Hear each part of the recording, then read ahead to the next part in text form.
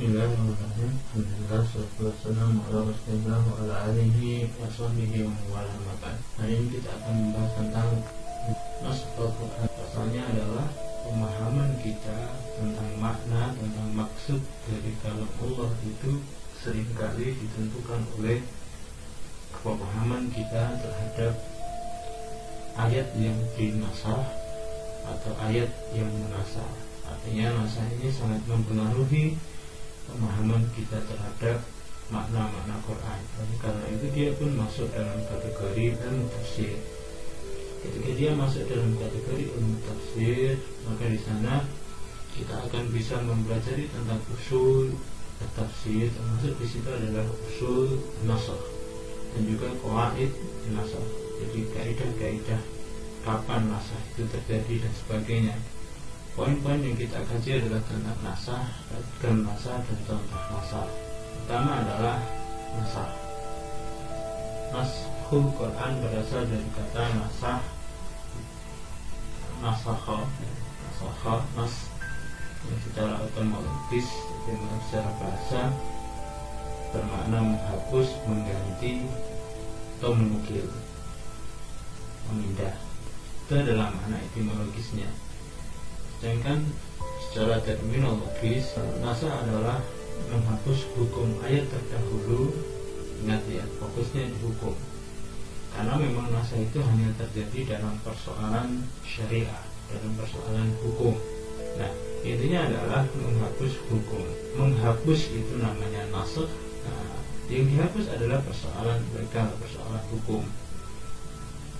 Kemudian yang ayat yang dihapus itu sering disebut sebagai mansukh. Yang dihapus atau yang diganti itu namanya mansukh. Sementara yang mengganti atau yang menghapus namanya nasikh. Jadi ada tiga di situ, ada tiga istilah, ada nas, ada nasikh, kemudian ada mansukh. Nasikh yang menghapus dan mansukh yang dihapus. Sederhananya nasikh itu adalah persoalan bahasan membahas tentang bagaimana hukum Allah ini dihapus. Ada penghapusan hukum Allah, hukumnya, persoalan hukum, persoalan syariah, bukan persoalan akal dan persoalan akidah. Jadi penghapusan hukum ayat terdahulu. Nanti bisa penghapusan total, bisa penghapusan sebagian. Penghapusan total itu memang nanti sering disebut sebagai nas.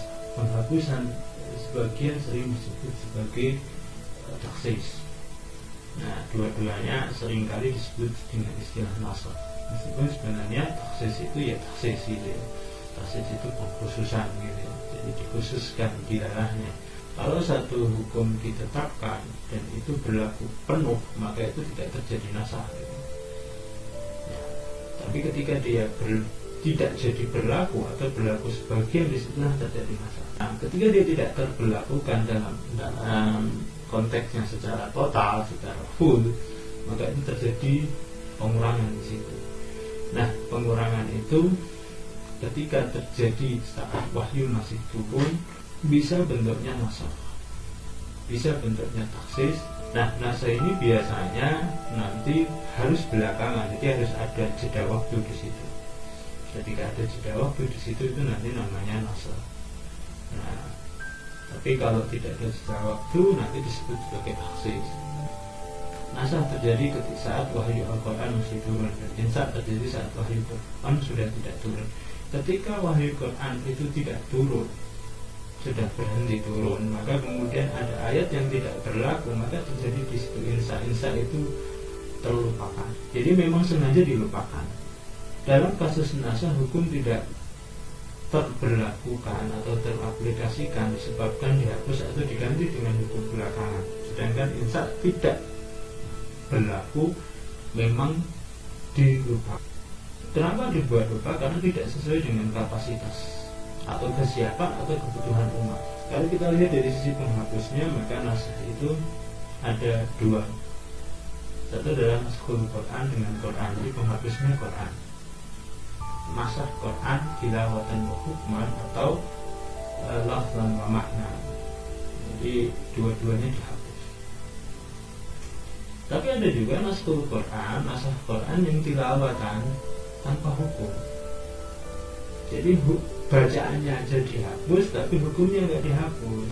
Yang ketiga naskah hukman, hukumnya yang dihapus, tapi tilawahnya enggak. Subhanallah wa bihamdihi, asyhadu an la ilaha illa anta, astaghfiruka wa atubu ilaik.